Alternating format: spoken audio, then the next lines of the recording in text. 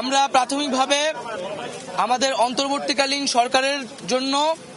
সরকারের প্রধান উপদেষ্টা হিসেবে সর্বজন গ্রহণযোগ্য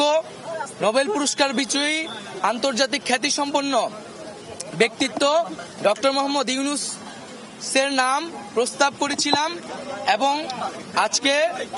মহামান্য রাষ্ট্রপতিও সম্মতি দিয়েছেন ডক্টর মোহাম্মদ ইউনূসকে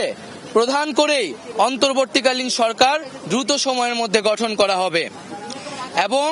আমরা এই অন্তর্বর্তীকালীন সরকারের একটি প্রাথমিক তালিকা দিয়ে এসেছি,